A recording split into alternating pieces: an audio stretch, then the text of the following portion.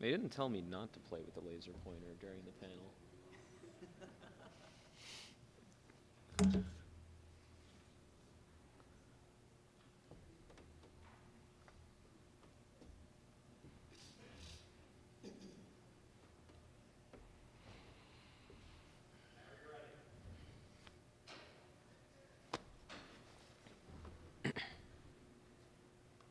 Howdy, folks. Thank you for joining us for our 2 p.m. panel here, combining IT and OT, developing and deploying digital twins. My name is Adrian Hatch. I'll be your moderator today. I'm the Chief Operating Officer at SiteLink, the intuitive BIM toolkit designed for construction field teams. I co-founded my first XR company in 2016, and I've been working in XR technology for architecture, engineering, and construction ever since. I am really excited to be here at AES, surrounded by leaders in this space, like our panelists. Each of our panelists have their full bio in the Whova app, but for a quick intro, to my right, we have Ann Emberson. She's the Area Vice President for Digital at Nalco Water, which is an eco-lab company doing water processing. Trent Randalls joins us from Borg Warner, where he is Engineering and Operational Excellence Manager. They are automotive EV component manufacturing. John Rigg is the Technology Strategist in the Innovation Group and HoloLens R&D Product Owner at Kiewit, one of the country's largest general contractors in commercial construction. And Ed Moore is from Chevron, where he is Enterprise Architecture and Strategy Manager. And I think you've all heard of the energy company called Chevron. Today, for format, we're going to do a kind of free-flowing conversation through several subtopics. We'll incorporate the questions we've gotten from Whova so far. But please, if you have more, feel free to chime in over that app. We will make sure they're addressed. And we'll pause for audience questions at the end, about 10 minutes before we're done, and maybe halfway through, too. This is a group at the leading edge of enterprise digital twin adoption. So let's expect a lively discussion of how their firms are adopting digital twins and benefiting from them today, and what's possible tomorrow at their firms and yours. This session should equip you with the context and the knowledge to know how to start bringing digital twin technology to your own organization, how to drive further adoption if you're using it already, and give you some excitement to get fired up about this, to make sure digital twins are an important part of your organization's future. So, without further ado, I think the first question is one that I actually heard myself a lot on the show floor the last couple days. Panelists, for you, what is a digital twin? Who'd like to jump on that first? So to me, a digital twin is a representation of reality represented in a digital model, in software. So I would concur with that. However, I think now we're moving towards the age where digital twins are more than just a mirror image, but means to drive optimization and make real-time changes in the manufacturing space. Good afternoon. In construction, when we talk digital twin, it's much like we've talked about here. We start off with what we call a BIM model, or a building model. And that's really our instructions on how to do what we want to do. And fortunately, architects and engineers create those things for us. And now as we have technologies that can incorporate them into augmented reality, virtual reality, AI, it makes it much easier for us to do our work and collaborate with other people around the world. Yeah, so for Chevron, we look at digital twin in really 3 dimensions. We have the data dimension, we have the visualization dimension, and we have the model dimension. We've been doing modeling digital twins for decades. Our processes are so complex, you can't actually go into the surface of the earth and look at things. So we've had subsurface digital twins for basically 30 years. Where we see a lot of work going on right now is really in the visualization layer, doing LiDAR scanning of facilities we have. And then really the data is the challenge. So for us, we're really trying to figure out how do we get a good data plane, because without that, none of this stuff works and is scalable and sustainable. So gathering that data, I think, is a key point, because there's this division. Are we just modeling a space, or are we also modeling a process? space, is it photorealistic or is it representative? So, any one of you folks, how do you deal with that calculus in your industry? So I'll start. One of the big things I think that comes up is data, and a lot of times we run into the reluctancy, like, do we have all the data that's needed? How are we going to get started? And I think one thing to keep in mind is you do need to just start somewhere. And so with our one of our digital twins that we're using in the process space, we've been able to build in some assumptions and then correlate the value for some, like, let's say you needed a multivariable valve, but it currently is, you only have on and off.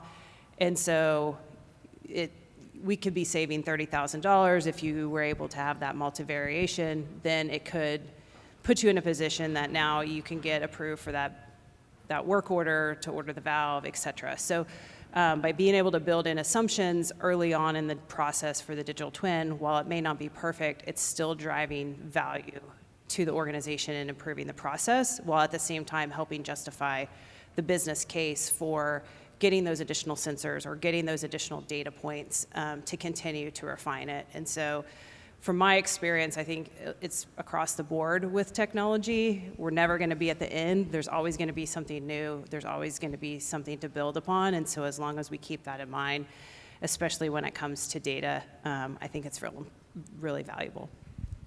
Yeah, to build on what you said with data, the way I look at it is, we have this saying that, good data in, good data out. So in the manufacturing space, it gets complicated really quick, because not only do we need to represent physical assets, but we need to represent processes too. And that's people interacting with machines, machines making movements, and it's all integrated together. And not only that, but the software that's driving those machines too. So but like you said, you've got to get started somewhere. And so, that's my experience is, when you get started, there's ways to, when you run the simulation model, just kind of do a gut check and say, okay, this simulation says it takes an operator, 10 seconds to do this cycle. Well, let's go on the floor with a time watch and let's just time it and just kind of check, does that make sense or not?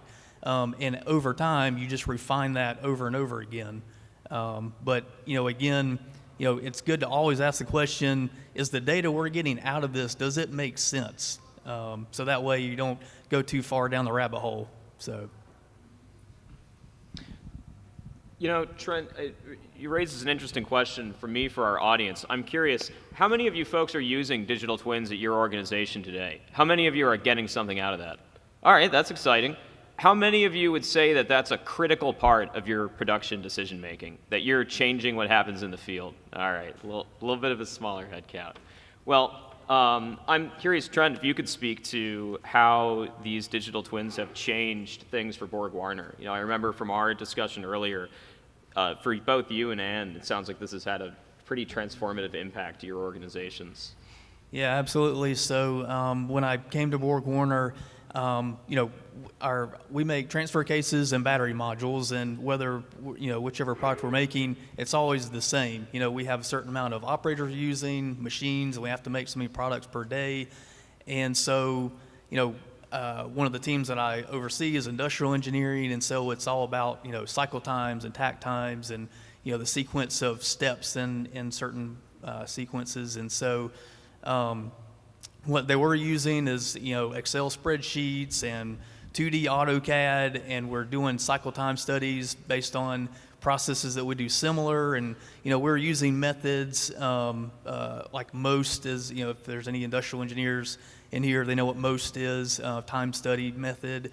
And so, again, it's better than nothing for sure. But I knew from experience with building digital twins, there's a much better way to design assembly lines and to design processes so that, all right, we could put our ideas on paper, so to speak, and debug them on paper. And so by integrating these digital twins, we're able to really validate the information that we were thinking, that we theorized. We're able to validate that much more accurately with the digital twin than what we were doing before. And so we're able to cut down on the number of engineering changes that we would make after we launched new assembly lines, because we're able to catch all those issues up front.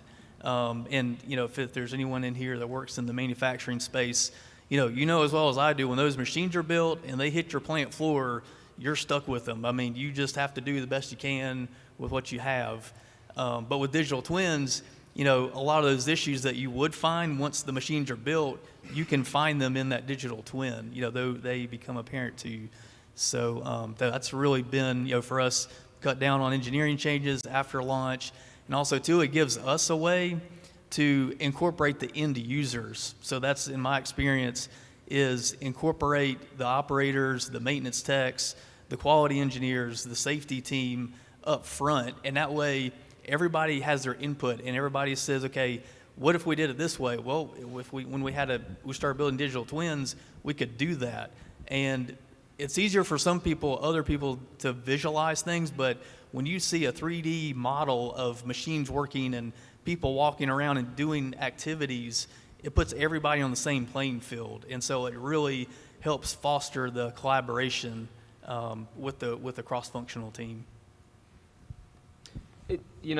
Sorry, Ann, do you have? Well, I was just going to add on, like you said, bring in everyone up front. I would almost add on that you also need it's not just about building the digital twin, it's about the adoption, the change management, how is it going to be used? Because you could build a digital twin and sit it on the shelf and it can collect dust just like that 3-ring binder from a training 10 years ago.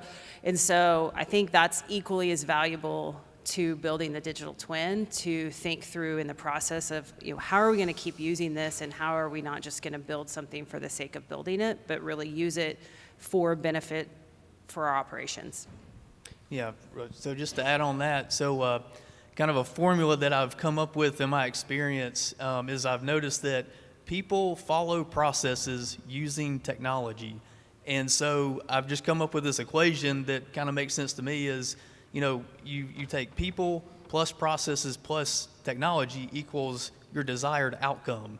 And so to your point, it's you iterate that and refine it. So, okay, what's the plan for aligning people, processes, and technology to launch this? Okay, now what's the plan for those three, items to sustain it? Not just a year or two, but 10 years from now. So.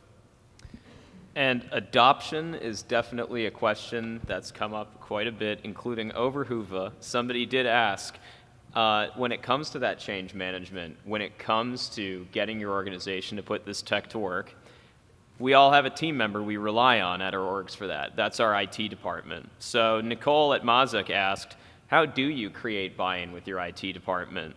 And I don't think we can address that holistically for all technology. Good luck there. But when it comes to digital twins, and you're potentially adding work to the plate of people on that IT side, how do you build that buy-in? And Ed, I'm actually curious because your field's been using digital twins a long time. Is that something you still run into on a regular basis, or are they all convinced now? And what do we need to tell them in our industry? Well, I wouldn't say, so again, the use of digital twin, there's such a gamut of how you can use it and how we use it. When you talk about, just to answer the first question around IT, you really need to involve them from day one, and you really need to understand, depending on your company, how rigorous your IT department is going to dictate or manage that data plane. So, we have a fairly, I'd say, well-structured IT organization, and so that basically, they have a well-defined data platform that we have to use, and we sit into that. When you start talking about, sustainability of these, so one of the things I would strongly suggest, don't go build a digital twin, find use cases that bring business value, and then build a digital twin that will help you implement and solve those use cases. The other thing, as we were talking earlier, is sustainability. So we use our visual digital twins to be able to help us do work turnaround planning, as an example. For us to do that, and if we need to know exactly how long a piece of pipe needs to be, we need millimeter level precision. We can get that with LiDAR scanners, right? We don't have CAD models. Some of our facilities are over 100 years old. They didn't even know how to spell CAD back then. So when you look at sending those field workers out there with using those LiDAR scanners, we can do that. But how do you, as soon as you do it, it's out of date. Things change in the facility every day. We've looked at using robots like Boston Dynamics Spot to go out and do that, but we can only get around centimeter level precision there. So we're continually looking at how do we automate this and keep those digital twins up to date. But again, involve your IT organization and make sure you have this from a sustainable and scalable kind of built in from day one. Otherwise, you're going to build one and it's going to get out of date, or you're not going to be able to scale it, and the data is critical. And John, I remember just before we were talking about how Hewitt's got a somewhat unique structure, at least compared to some of these other industries, for how you work with IT. How does that help your change management process, especially new technologies? Yeah, sure. Don't hate me. I am part of the IT department at Hewitt. So I'm an insider, I guess, or the enemy, if you want to take it that way. I work as a part of our innovation team at Hewitt. And so we spend a lot of time up front working on our processes even before we get to doing proof of concepts. So we spend a lot of time working with our IT department, our security teams, our legal and contracts teams, and our architecture teams, explaining what we do and explaining how we're going to get through our processes. So we go through about 30 proof of concepts a year from a technology perspective. A lot of those are involving digital twins and augmented reality. Our departments know that most of the things we're doing from a proof of concept perspective are going to be short and sweet. They're going to be possibly throwaway. We structure most things so that we're not on the network, we're not touching live data or critical data, so we can get by with a lot of things. We have some separate processes that we've worked with, architecture and security and even our contracts group on to get us through to those processes as quickly as possible. Otherwise, you could be spending 2 months in security review for a week-long proof of concept. And so we spent a lot of time up front documenting that this is how we are going to work, and you're going to help us do that. Yes, we at BorgWarner are not in that boat. We follow the standard process of every new technology goes through the standard, security review. And what I do and what I have my team do is anytime anyone has an idea to use new technology, first thing we do is, send it to IT, have them review it first before we do anything else. Just because it's a long process, and so we want to start that process as soon as possible and get them involved too, because that's, as Adrian mentioned, it's critical to get their buy-in up front. One thing I would add slightly different, being someone that started her career as a chemical engineer in the field and then kind of progressing into more technology roles, is not everyone speaks the same English language. And so operators and operations may speak one version of English, IT may speak another version of English, OT may speak another version of English, and then you get the cybersecurity folks that are on a completely different page. And so I find it really important that come to realization and come to a common understanding of what are we trying to achieve and how are we going to get there. And so personally, I found if I just send it to IT and have them review it, it may or may not fly. I always tell my team, I say, the probability of getting a no is about 95+% right out of the gate. And it's not because they don't want to do it. It's typically they don't really truly understand what we're trying to accomplish, what the value is going to be, and then really understanding the risks. So I think it's really important to serve as that kind of translation role between the different functions so that everybody understands not only what the end game is that we're trying to accomplish, but why we're trying to accomplish it, and any kind of questions kind of provide that clarification and the value that we're generating. So let's assume we've gotten buy-in from our IT department, and we're deploying digital twins in the field at our company today. What should we be looking forward to in the next few years? What do we need to equip this tool set for now so we're ready for it? Autonomous operations, AI, that kind of thing. Where's the kind of next? I think autonomous operation is coming, but I work a lot in the industrial space, and so heavy industry, and I'm pretty sure Chevron would probably agree, going completely autonomous really enhances your risk profile. And so I don't necessarily see that coming in the short term. However, I do see the ability to kind of validate and verify, kind of to get to the 5 nines, but also capture that mind share of people that have been doing the job for 10, 20, 30 years and understanding some of how they're making decisions so that we can build our machines and our digital twins smarter to incorporate all of the different components of the process. Yeah, to build on what you said, that's where I see manufacturing going in the next few years, is not fully autonomous assembly lines, but more autonomy with communication.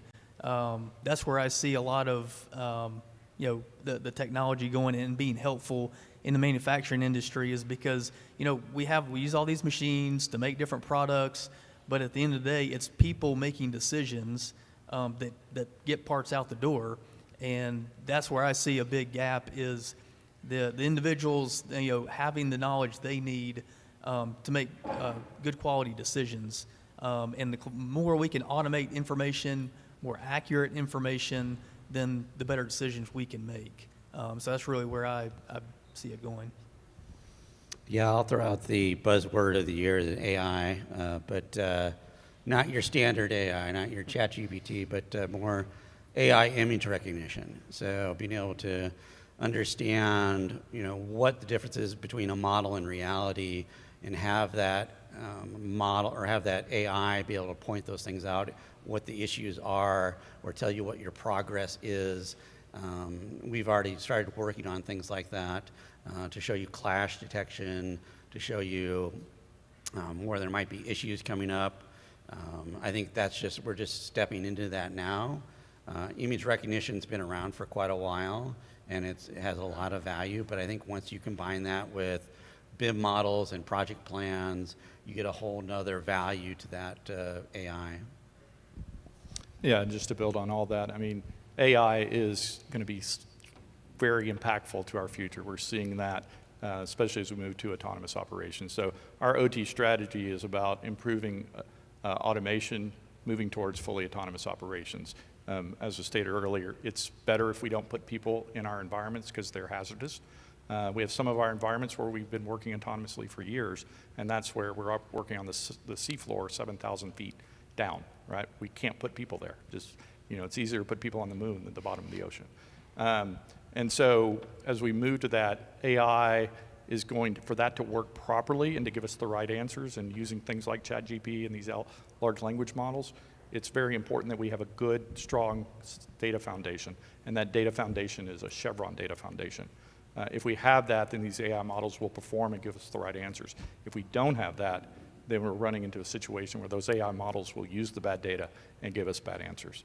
So we really see AI coming along as being critical to, getting us to those autonomous operations, just like it's been critical getting the cars to full autonomous operations where they can drive. So we're still a year or two away from that. It will be decades before we have fully autonomous operations, but we'll get closer and closer to that over time. And Ed, I think you hit the nail on the head with what Trent had introduced right at the start. Good data in is good data out. And AI is going to let us generate that much more data out, and it's that much more important. The aphorism I learned from an old cybersecurity expert was to err is human, but you need a computer to screw up 100 times a second. So, Ed, I'm going to pick on you again right away because, that kind of segues us nicely to technology platforms. And thank you, by the way, everybody asking questions on Whova.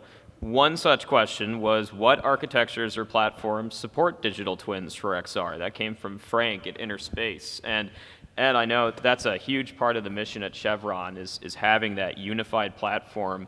Can you tell us about what technology you folks are using, and let's get as much of this room on board as we can. Yeah, so as we look at XR to us is just a visualization technology to be able to interact with data. So that data platform, if you look at like point clouds, subsurface data, CAD models, these are very, very large data sets. For a company of our size, we're in the exabytes scale. To do that, we have to put that in the cloud. And some of the cloud technologies have been maturing from a data foundation perspective. We want individual data or we want a holistic data foundation for all our data. We don't want silos. As one of our CEOs said, silos are good for two things, launching missiles and storing grain, right? We don't want them in our organization. So as we look at moving to that foundation, we see technologies like Microsoft Fabric being something that we've been looking for with its large data storage capability, but also its streaming capability that's coming online. And that's great for the cloud. We have to operate offline. There are situations where the government will require us to disconnect from the cloud. So there's a whole edge platform that we're working on as well. So as you move that data in the cloud, you manage it there, but you'll have to replicate it to the edge for performance and availability reasons as well. So these are technologies that are just now kind of maturing, and they're still not there yet, but we see that happening. We've just never had those in the past. Or we could build them from scratch, but we're seeing easier to manage platforms come from the large cloud vendors. And so, John and Trent, I'm curious, are you folks using that Microsoft stack as well, or are things different in your vertical? What platforms, platform providers should somebody in this audience in a similar space look up to get started? I mean, we run ours in Azure Cloud as well. I agree on, don't try to solve everything yourself. I'm a big proponent of leveraging the broader ecosystem. And that doesn't necessarily mean it needs to be the Googles, the AWSs, the Microsofts. It may be, a startup company. But one of the things I think is the most important is, for us, we run our platform. It's called Ecolab 3D. And so that's basically our base foundation.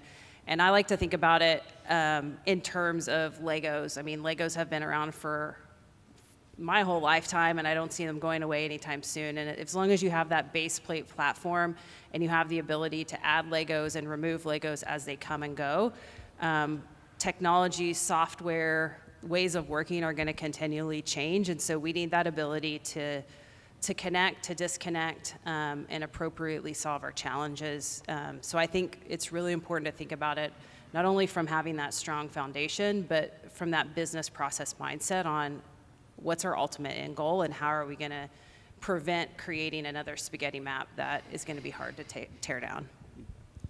Yeah, so some software systems I've used in my experience and that are common in manufacturing for digital twins, it's a combination of software. So first you need the model, which is usually AutoCAD or SolidWorks or NX, and then the simulation software itself. I've used Arena, Witness, FlexSim, but to your point, you want to pick something that is going to be around for a long time, is going to be supported, and just about any manufacturing plant that I know, they're going to use AutoCAD to manage the plant layout. They're going to use SolidWorks or NX to model all their machines, and that's all compatible with Arena, Witness, and FlexSim. So that's what I've seen is commonly used in the manufacturing space. Yeah, I guess I would probably not comment as much on the platforms. I think we've talked about that a lot here. But I would probably start looking at the data and what you're going to use with it and how you want to use it. When we first started doing stuff with digital twin, we were really focusing on VR and AR capabilities of it, and we were trying to bring models into the VR space. And Kiewit doesn't build like 7-Elevens. We build really big things. We build power plants. We build ginormous things that have really big CAD models.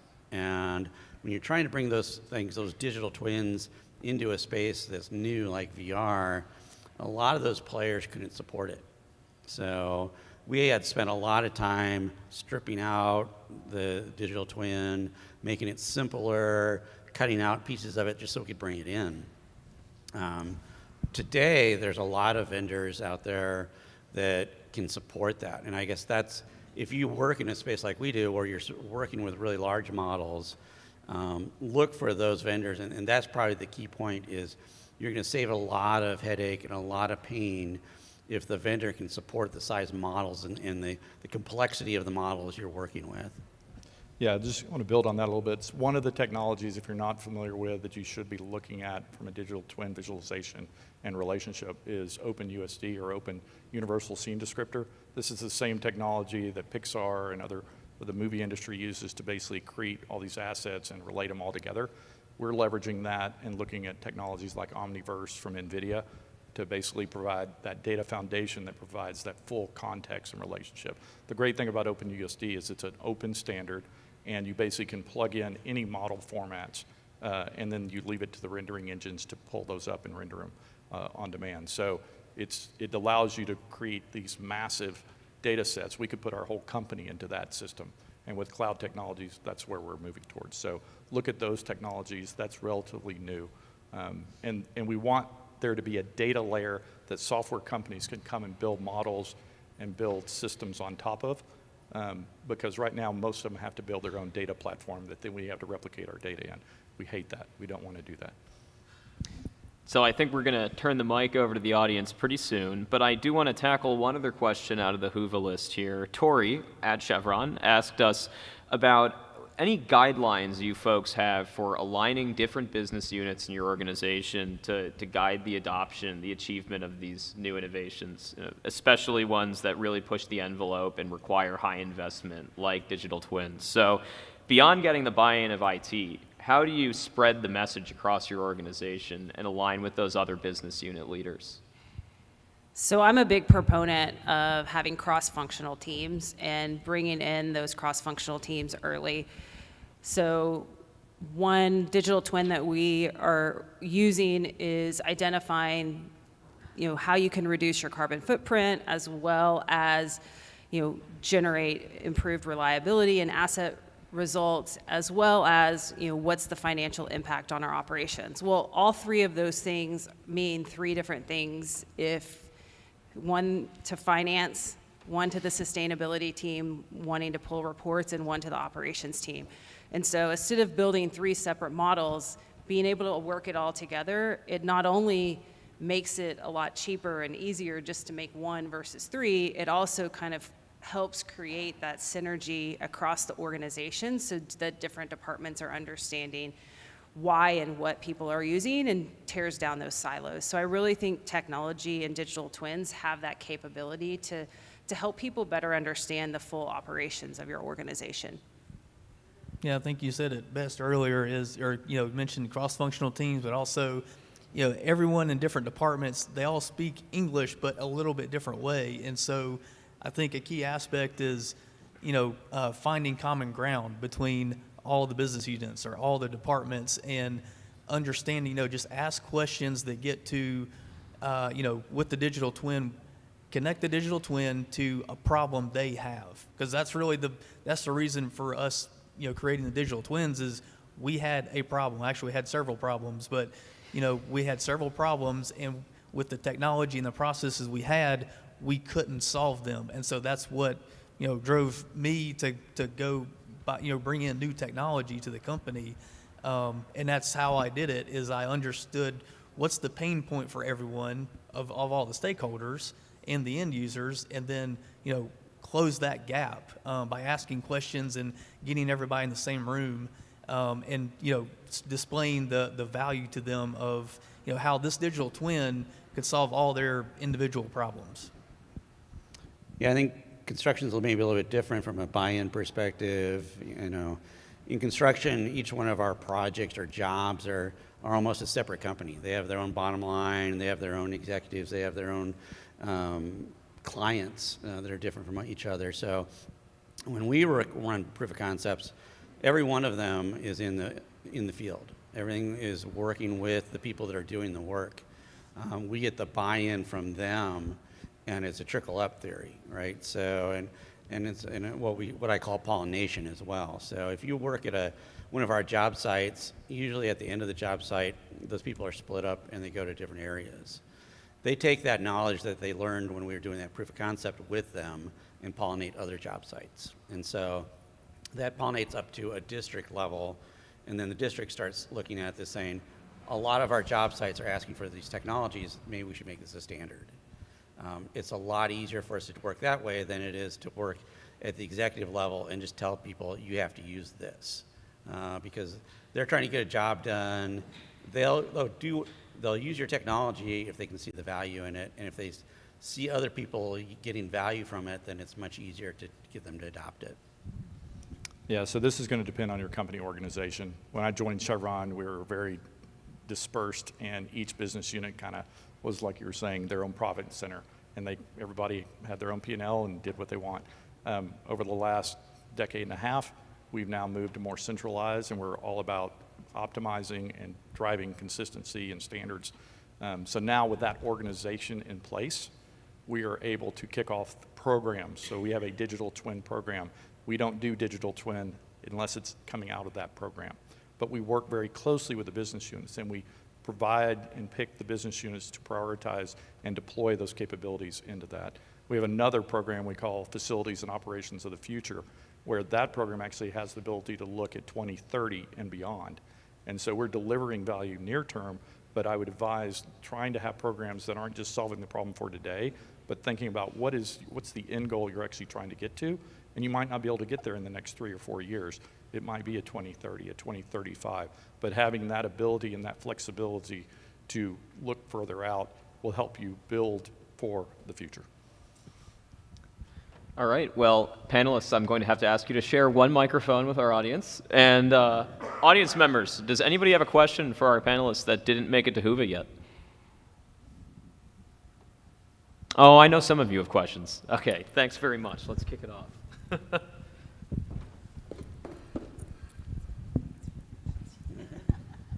You talking to the shiny end. Yeah, cool, thank you. Hi, Matthew Mardris, Hampstead Rail. We've got 3.5 million square feet scanned so far on our digital twin platform. We have a huge footprint across the globe. You can't go on LinkedIn without getting offers from people to come and do scanning for you, and it runs about $1 a square foot, which is a fortune. How do your organizations approach this? Do you have internal scanning teams? Do you hire vendors, or is it a mix? So we hire outside vendors to do it, but I do know that there's products out there you can buy yourself and do it internally, but we outsource it.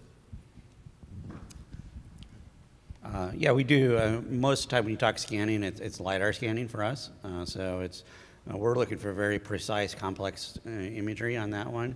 I think it depends on what you want out of it. If you want really centimeter accuracy, then yeah, you need somebody that's really technical to do that. There's a lot of technologies we've seen here on in the expo today to be able to give you image realism and give you walkthroughs of things. So it really depends on what you're after from the scanning perspective, I think. Yeah, that's obviously important. The other thing I would say is that for us, we do both. We outsource a lot of that just because it's easy just to fund it and do it.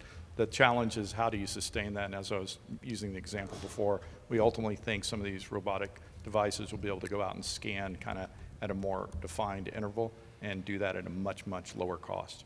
So getting that whole data pathway of ingestion through, try to be agnostic to how the scan was acquired. So your data platform and all the consumers of that data are just using the data, and whether it comes from a Boston Robotics dog or a person or an aerial drone, you know, you're not having to recreate that workflow 3 times for those different things. But Do you edit your point clouds yourselves as well when you do that? yes and no. For like when we create CAD models, that's the other challenge you have. A lot of our facilities, as I was saying, don't have CAD, so we'll ship that off to somebody to basically create a coarse CAD model for us. Right. The negative on that depends what your use case is. So we had a use case where we were testing some technologies, we're using AI to like, well, what is this? And the thing that had been modeled was like the outside of the motor, because that's the motor. And it's like, no, I want this specific, cutoff valve. And it couldn't answer those questions. So again, it gets back to the use cases and trying to understand that. I would say try to understand the breadth of use cases you're going to tackle, right? And then go and focus in on the ones that require the data level of precision and accuracy that those require. Thank you. Any other questions here in the audience? Sure, let's pass it over here. That's good. I would have had to call on you twice, Meet you in the middle. Hi, my name's Porter Zahner. I'm from Idaho National Laboratory.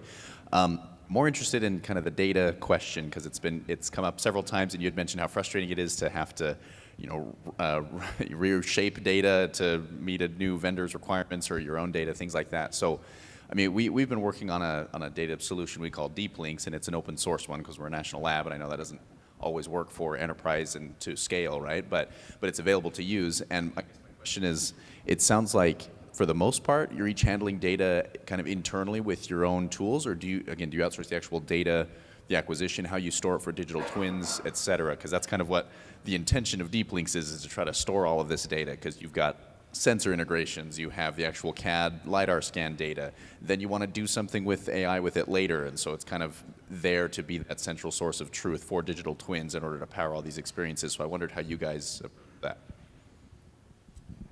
Well, for us, we do it all internally. So, it's a process. Once we have the plant floor or the assembly line scanned, then there's a process to convert it to a format that the simulation software will accept. But that's all done internally. And again, to John's point a minute ago, it just depends on what level of detail do you want, what level of accuracy do you want, to get it from the initial scan into a format that you can put into the digital twin. I think it's a combination, and I hope that eventually we're going to get to a point where kind of the data architecture is a little bit more stable. But I mean, there's so many different silos out there. There's external data that you need. There's internal data. There's data that like one group is using that another group doesn't even know exists that they can use. So I think it's going to continue to be a journey. I don't necessarily see a one-size-fits-all in the current environment, but I feel like we're moving closer to it by understanding kind of the complexity, and that realizing all the data that we need is not in our own four walls. Like, we're needing to get it elsewhere, as well as being able to have the right security when you're getting customer data and using that with your data, because we operate on a lot of different company sites, and so we need to use their data along with our data to drive that better decision making. So I don't know that there is a right answer to that, but I can see that we're making forward progress. Yeah, I would just say that if we look forward far enough, right, the technologies to store and serve the data out are scaling or pretty much there now, or they're very close within a few years. There's the whole kind of, I would say, librarian activity of data. How do you manage and ingest it and serve it out using things like API layers? You really want to separate the data from the applications. And so there's things like OSDU, which is some subsurface data formats, where we're really trying to push our vendors to say, here's the format of the data, build your app on top of it, right? And so we're partnering with some of our key subsurface engineering groups on that. But we're still ways away. Certain companies kind of dominate, and it's going to be hard to pry their, as a friend of mine said, pry his cold dead hands away from his data, because his data is kind of the business value for him. So I think we've got just about enough time for one more question. Anybody else here got a question for our four panelists? Okay, in that case, I've actually got one. Something that stood out to me from all you folks is that you're a little unique in your industry. You're leaders in your companies and in the digital twin space and in your own vertical. What advice do you have for folks here about building the teams of talent that can make this effective at their organizations? Sure. I've always been a believer of surround myself with people smarter than me, and I think it's not only just people smarter than me, but people that come with different perspectives. You may have someone that has 30 years of experience that is really interested in the technology, and they bring that knowledge from the field in. You may have someone, straight out of school. And so I think it's really important to look at the bigger picture and try to have not only a diverse culture, but also like mindset to solve problems, because by bringing those cross-functional teams into your organization and into your builds for technology and moving forward, that's where I've seen going from like step change to leaps and bounds. And so I think it's really important to look, not rule someone out because they don't have a computer science degree, or not rule somebody out because they're not an engineer, or not like look at them, what they're bringing to the table, and how they can challenge you and your team to do better. Yeah, I'd probably agree with everything that she said. When we build teams, we look for people that have passion for what they're doing. That's really important to me, and the diversity part of it. And I would, encourage everybody to, hire summer interns. They bring a great energy to your team. They think outside the box. They don't know the rules, so they do things differently. And they can give you a really good perspective. So we've had a lot of great success at bringing in college interns and letting them go. And it really is brought some really energy to the team and some different points of view. Yeah, I would say, yeah, interns are great. Bring in high-performing ones if you can get them. But the other thing I would say is find partners in the space that you can partner with, that can bring in their expertise, and that can be kind of long-term partners on your journey in the digital twin space. So don't, piecemeal this. Try to get some strategic partners involved, and they are going to bring in their skill set into your company and help advance you as well. Yeah, I'll really just reiterate what they've all said. Build a cross-functional team. For automotive manufacturing, it takes the same skill sets, whether we're developing a new program or we're improving an existing manufacturing process. All the same skill sets are needed, so it's definitely crucial to get all of those skill sets together up front. But then to your point, be intentional about bringing in people with different personalities, different backgrounds, because you never know how, what I want is to be in a room where, like you said, I'm not the smartest person in the room, but also, too, I want to be in a room where everyone in the room knows something nobody else does. And that's, for me, that's really, key for success there.